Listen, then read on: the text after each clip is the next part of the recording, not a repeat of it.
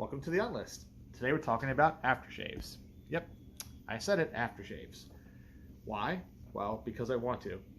I am not a channel that is monetized, and even if I was, it'd be so little that it would just be like coffee money for me at this point, right? You'd be feeding my coffee addiction. You wouldn't really be helping me pay bills or anything. And on top of that, I don't care. I don't play the numbers. I don't have freebies. I don't have to kiss the corporate dongle to get the sweet, sweet gravy, right? I can say and do pretty much what I want. So, I'm talking about aftershaves. Now, if you're not someone who wet shaves, if you use a dry shaver, like an electric shaver, or you just keep a beard, this video is probably not going to be too interesting for you. But if you're someone who does wet shave, even if it's just a cheap disposable, okay, you don't have to be the fancy guy with the, the single edge razor that you've got to strop and hone and all that stuff. Or even like the one I have where it's the old school double-edged safety where you twist it up and drop the blade in. You can just keep it modern and use your whatever Schick this, Mach 3 that. I used to use that stuff for a long time. So I'm not going to judge you. If you still rock those things, whatever you get out of the grocery store, however you shave your face is however you shave it. But if you're not a wet shaver, you don't really use aftershave. So that's the only prerequisite to truly enjoy this episode, this content, is to be someone who actually uses shave cream of some sort, unless you're an absolute heathen that somehow wet shaves your face raw. Some of you guys out there, you see shaving as more of a burden than an actual pleasure. You take the cheapest, easiest, fastest way out because you don't want to spend time shaving, because for you it's an annoyance, right? You want to shave, you don't want a beard, but you don't want to spend any time doing it, so you do it in the quickest, most hackneyed way you can. And I understand it. People are worked to death nowadays. They don't make enough money. We're not making enough money to live comfortably, and we're being overworked by our corporate overlords. So there's not a lot of personal time in the day. So you don't want to spend what little time you have shaving your face when you could spend it, playing video games or binge watching some show on Netflix or whatever. I get it. Okay. But for me, shaving has always been a zen moment for me. It's something that I can do and relax, and I enjoy it. So, and that's probably also one of the key approaches to not cutting yourself to ribbons. If you try to go as fast as you can, assuming you can go quickly, you're going to hack your face up. No matter what kind of blade you use, doesn't matter. You can use a disposable, you can use a 3 or 4 blade cartridge, you can use an old school double edge. You're going to hack your face up if you go quickly. That's just the way it is. And all the products that are out there exist for a reason. They're not just there to take your money. Now, the false conception about aftershaves is that they're meant to take the sting away. No, they're not. They can. That can be part of their function. But their primary function is to disinfect your face. That's why they have high alcohol content. Even the cream ones, okay? See, even the balms, the creams, the stuff that comes in a tube, even those still have alcohol in them. Go ahead, you don't believe me? Look at your bottle of whatever, Nivea balm. Look at your different designer fragrance scented, sometimes you buy a bottle of a perfume or cologne and you get a tube of aftershave with it, and it's always some kind of balm thing. I've got a dozen of those in my cabinet, actually. I use them sometimes, but even they contain alcohol. They do. They just contain other stuff too. They contain emollients and things that help to hide the fact that they still have alcohol in them, and they will still disinfect your face. That's the primary purpose, because when you run a razor blade across your face, you're going to tear at it. You're going to sometimes cut yourself. You're going to rub it raw, okay? You're going to give opportunity for an infection to set in. So even before they had purpose-made aftershaves, they had this stuff. The earliest wet shavers, okay, the very earliest wet shavers, like in the 1700s, that used the single edge razor blades, they were using witch hazel they were using rubbing alcohol, which really probably burned, or they used this stuff, which is very high in alcohol, and it smells nice. So there's not a single thing in this that'll soothe your face, let me tell you. So you're gonna have that Home Alone moment where you go, ah, like that, if you put something like that on your face. Now, as for proper purpose-built aftershaves, as in aftershaves that contain things that are meant to soothe your face, that are meant to seal your face, that are meant to disinfect it, possibly, numb it with a bit of menthol. Those really were a product of the turn of the 20th century. Then 1800s leading into the 1900s, we saw the first proper aftershaves really being made. These were being cranked out by barbers mostly, chemists, which were the precursor of today's pharmacists, right? They were the ones putting this stuff out. Now we've got a whole plethora of modern ones, and I can show you my favorites. And then, of course, you also have aftershaves that the aftershave is a singular product. It's not part of a fragrance range, okay? And then you have the aftershaves that are just analogs to a given cologne, a given perfume, whatever. Bath and Body Works, different companies, Avon put out full ranges of things. So there's both of those. I have both my favorite standalone aftershaves and then my favorite ones that are scented the same as some of my favorite, colognes and toilettes. So I don't really separate them that much. To me, an aftershave is an aftershave. Whether it's an aftershave that smells like one of my favorite designers or a standalone product that doesn't smell like anything but itself. It doesn't really matter. So kicking things off, I guess, properly, 7 minutes into this video already, I think probably some of the best, or at least in terms of most effective aftershave products, are going to be the ones that are not part of a designer fragrance range, right? Because the designer fragrance range ones, they focus more on the scent than they do the actual soothing, sealing, all that stuff. So one of my favorites, if we're just talking purpose-built aftershave, is just good old-fashioned Skin Bracer. And these are vintage bottles. These are the old light bulb bottles from the 70s. These were from the 70s, and I've got two of these. One of them is full down below, and this one is, I've used a bit. Came all the way up to here, but now it's like down to here. So the thing about Skin Bracer, it's one of the oldest American aftershaves. This came on the market in 1931. So it's approaching 100 years old. And this is also like one of the quintessential fougere smells as well. So Skin Bracer is notable for two things. One, it's one of the earliest American aftershaves. Two, it's one of the earliest, most common and popular fougere scented items that you could buy, because in 1931 the only other way you were getting a fougere was to get a bottle of Fougere Royale, very expensive, or you could get a bottle of Jicky or Mouchoir de Monsieur, bottle of English Fern if you had access to Penhaligon's. That's about it. Wild English Fern from Geo F. Trumper. There just weren't a lot of fougères on the market in 1931. Perfume itself was still not super duper common yet. I mean, Coty was making it more common, Avon was making it more common, but perfume was still kind of, a little bit above the average Joe. So most average guys would use this as an aftershave, but they'd also wear it as a fragrance because it's what they could afford. They could go to the local drugstore, they could go to the local chemist, they could buy this and afford it, and they could use it as their cologne. They could use it for its purpose, which is soothing and sealing the face.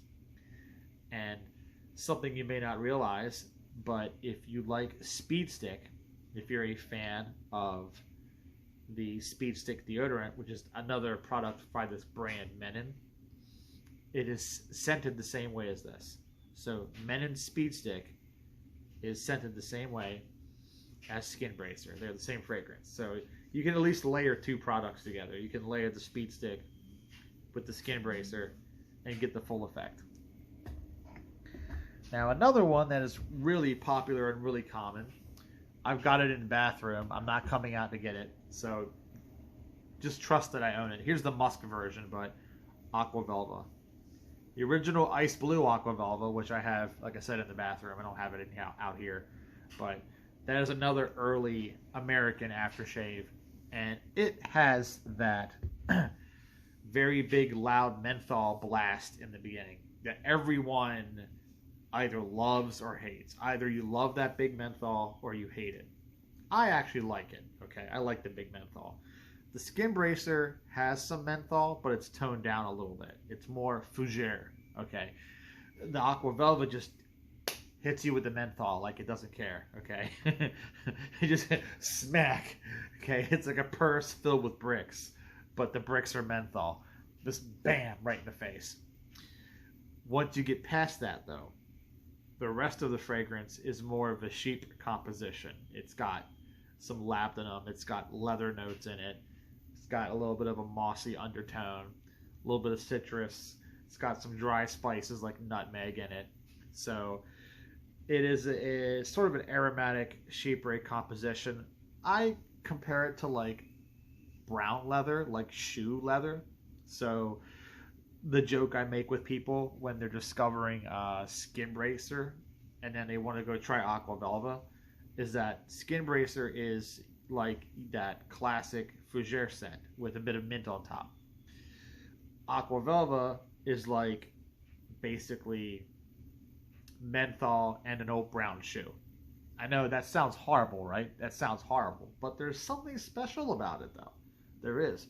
There's something special about it. You know, that menthol and then that brown shoe leather. It is very hirsute. It is very masculine. And that's another aftershave that men would double up as fragrance. You see a lot of commercials for both Aqua Velva and for Skin Bracer. And in both cases, some commercials advertise it as what it is, which is aftershave, and then other commercials really focus more on the scent, and they talk about it being a go-getter fragrance, about, oh, the women love the smell of this, you should wear this because you'll attract the ladies. And there's a bit of a disconnect there because you're watching these commercials, you're like, okay, so is it an aftershave or is it a cologne? What is it? And in essence, they just want your money any way they can get it.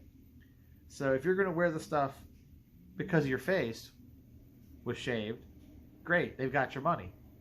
If you're going to wear the stuff because it's going to attract attention from the opposite sex, then same sort of thing. It's like they're just trying to get you however they can to buy the product. And Aqua Velva was probably a bit more heavy-handed than Skin Bracer with the sex appeal commercials. I don't really find too many surviving, at least like on YouTube.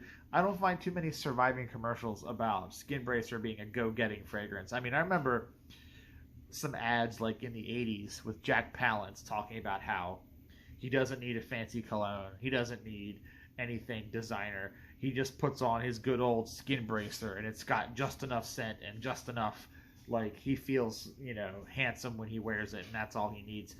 But like Aqua Velva really doubled down on the whole, she smells you, she wants to find out where it's coming from, who is it, and there's something about that Aqua Velva man. And they even had a little commercial jingle. They had a little song for that, you know.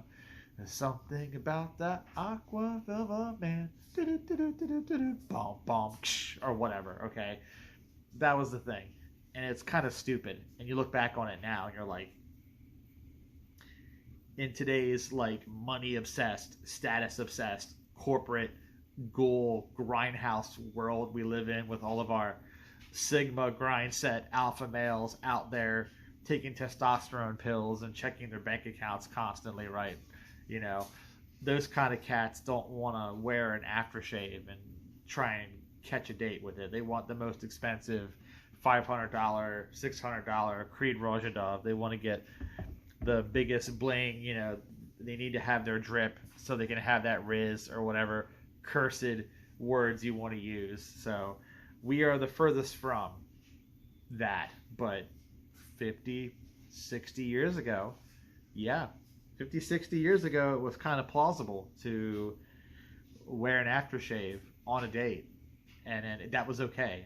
Women were like, okay, yeah, you smell like Aqua Velva. I like you. Nowadays, it's like, you smell like Aqua Velva. Is my dad here? What's going on, right? Like, that's how they take it nowadays. So, just my personal advice to you, if you rock an old school aftershave like one of these, you're doing it for yourself. You're just doing it for yourself. You're not doing it for the ladies. Those old commercials are in the past for a reason. They're in the past for a reason. They're not still putting those commercials out nowadays. They know better. They know better now. But back then, they did it because they thought they could get away with it. Now, this is the musk version. I will smell this one too. I mean, I haven't smelled it in a while, but it's not bad. If you're a fan of musk fragrances in general, you like your 70s period, like Tonka Tone style musks, right? You're into that whole thing. You like your Jovans, your Codys, right? Your Avon musks. You're a fan of that stuff.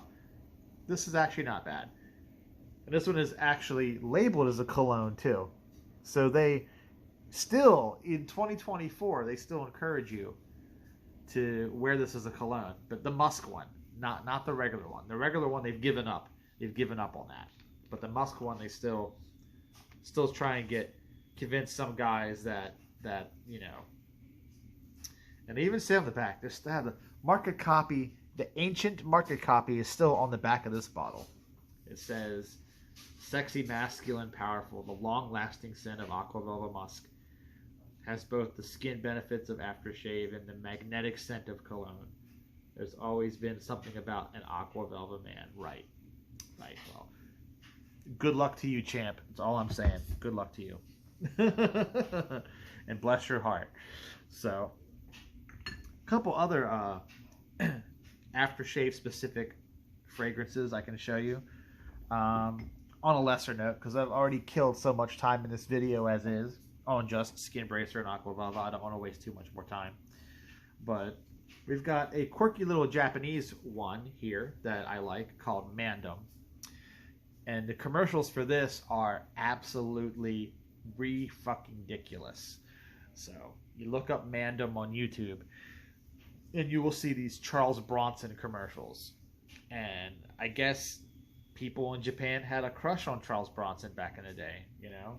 Like how Arnold Schwarzenegger was really popular in Japan too for a while, like the 90s, I think. He was really popular. But back in the 70s, it was Charles Bronson, you know? And they got him to do these commercials for this aftershave. And they are some ridiculous commercials. And, like, this thing looks like a shotgun shell. So it looks like a shotgun shell. That's what's supposed to look like. So Azzaro Wanted did not do the bullet thing first. Mandom did it first. Okay, they did the bullet bottle the shotgun shell bottle came first, and then Azzaro, I have up in the cabinet, they did it later with the six chamber looking revolver thing. So shirtless Charles Bronson absolutely bathing in this, and then you hear guns going off. What does it smell like, though? Because some of you are probably too young to even know who Charles Bronson is, so you don't even care. He's an old action star of the 60s, 70s, and 80s. The original Mechanic, the original Death Wish. He was in the Magnificent Seven. A bunch of other spaghetti western type movies back then he was in. He also did a lot of like The Interceptor and stuff like that. You know, so I mean, I like his stuff. So Charles Bronson brings a bit more sensitivity to the action hero. A lot of the other guys like Chuck Norris and all those guys were just all the time, right? Charles Bronson had actual acting chops. He could cry. He could be sad. he could smile. He had a little more emotional range to him than some of the other guys did, which is why I think he was so popular. He wasn't just a tough guy action hero. He was actually a tough guy with a soul, right? He had a bit of spark to him. But this particular smell, to me, it just smells like a citrus aromatic. Like whatever chemist designed this in Japan for Gatsby is a company, by the way. I didn't mention it.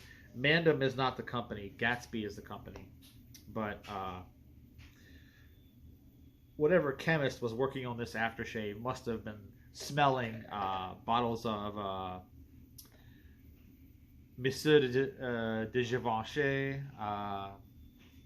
Chanel, Pour Monsieur, Moustache Rochas, things like that. Capucci Poron, just those kind of citrus aromatics. I think of all of those, this most closely resembles the Monsieur de Givenchy the most, I think. I wouldn't say it's a clone. It doesn't smell just like Monsieur de Givenchy. It's got its own thing, but this, for example, is more grapefruit. Monsieur de Givenchy is more bergamot. But otherwise, you get a similar lemon, grapefruit. There's patchouli in here, vetiver, geranium, oak moss. So if you're a guy that likes oak moss, sandalwood, it's definitely in that, citrus aromatic category, and it's good. It's really good. And it's a bit expensive because it has to come from Japan. It's not like unicorn, vintage, rare expensive. It's still made, but it just, coming from Japan, it costs a bit of money. So 30, 40 bucks-ish to get a bottle of it. So you have to really want to smell like Charles Bronson to pay that import fee. And then this other one I got here is from Italy. All my Italian, friends are going to scream at me when they see this show up on screen. But the Proraso, this one also is not part of a fragrance range because the Proraso shave soap smells different. The Proraso shave cream smells different. The Proraso powder smells different. If you get the whole green range, Proraso green, they all smell different. None of them line up. I don't know what mad lads over there in Italy were thinking by making all the products smell different, but they're all labeled green. And then they have a red range too, and a yellow range and stuff. But, it's nice. I mean, it's mostly vetiver and pine. You have to understand, Italians love pine. I don't know why. Didn't think there was a lot of pine trees in Italy, but I could be wrong. Italians love pine. They love pine. They love oak moss. They love herbs. Garrigue, I call it. The, like windswept herbs growing on like a cliffside. The garrigue smell. They love that. So a lot of the Italian products, different Italian shaving products, or even colognes, early colognes from like the 40s, 50s, and 60s, they all have a very heavy pine, oak moss, herbal focus. This is no different. Although you'll get eucalyptus in here. So if you're a eucalyptus guy, if you like your eucalyptus, so you like things like Eau de Cartier Concentré or Truth Calvin Klein Men, those are both eucalyptus heavy fragrances as well. If you like your eucalyptus stuff, another one would be JB by Jack Black, which I have over here in the cabinet. Another like eucalyptus prominent fragrance, if you're into that. JB by Jack Black, 2010. People try to compare it to Terre de Hermes, and I'm like, no, not really. A little bit, maybe like 25%, 30%. The rest of it's unique. It's different. It's not a clone. But the Proraso, it's good. I like it. Now, last but not least, we must talk about a couple things that are a little more niche in interest. They are the Irish Moos, or Moss really, but I like to joke, call it the Moos. Wearing the Moos today, boys. Got the Moos out. It's actually Moss, but it's the German spelling. This is probably less, the Mandom is actually probably more niche than this, but I've just seen more people talk about Mandom than they talk about this stuff. So I'm assuming this is more niche in the online community than Mandom is. Mandom's kind of a meme. It's a meme-worthy fragrance, so it gets some more talk for that reason.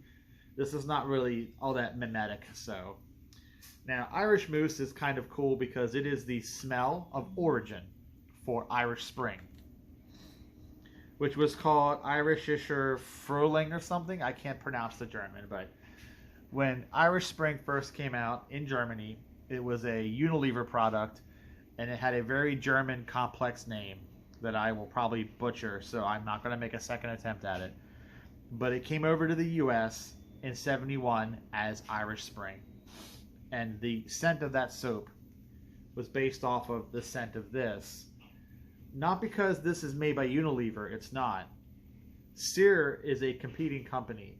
Unilever was much smaller back then than they are now. Now they're a giant corporate conglomerate, but Unilever was just a company, okay? They weren't this massive thing. They had offices in US and then in offices in Europe and such, but they were multinational, but they weren't like Forbes 500 material. So this little company in Germany, a little razor company, razor blades soap called Sear, made this stuff. And it's a very dry, soapy kind of fougere fragrance. So if you like fougères, you'll like this. Has a focus on rosewood, focus on patchouli, okay? And I'm guessing somewhere along the way, Unilever said, hey, I like that. Let's make a bar soap out of that.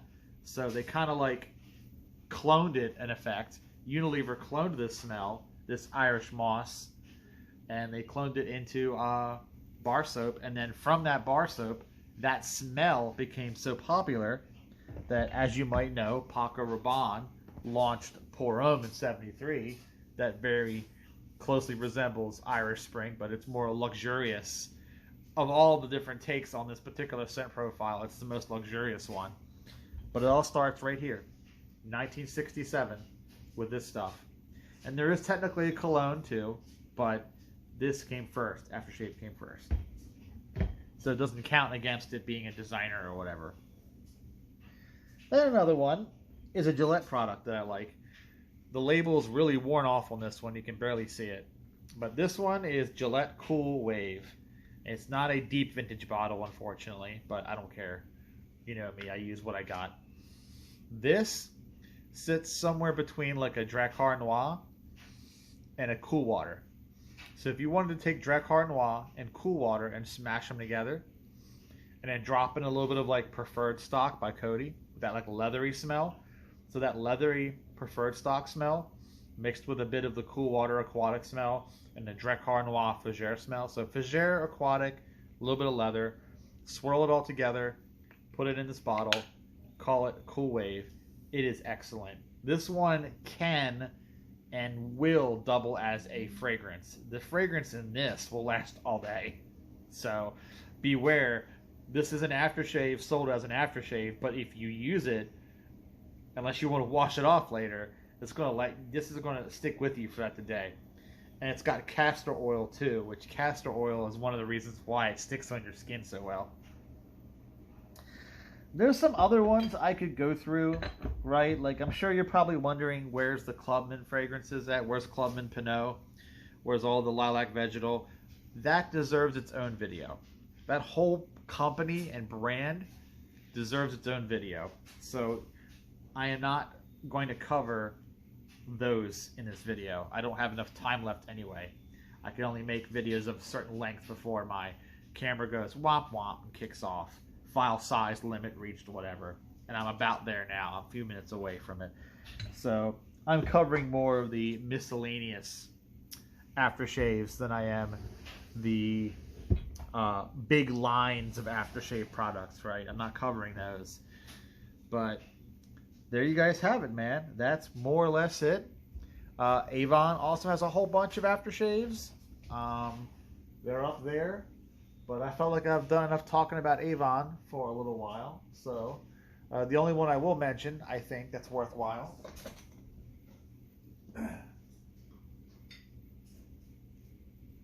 Dedicated aftershave, does not have a fragrance line, does not have anything else. is the Island Lime from 1964. The Avon Island Lime aftershave from 64, or maybe it's 65. I think it's 65. One of the best lime scented aftershaves I've ever encountered. Very smooth, very nice. So discontinued for decades now, but if you can find it in good condition, if you want to smell like limes, that's the way to go. That's it. That's been my talk about aftershaves. Hopefully you enjoyed some of it, and I'll catch you next time.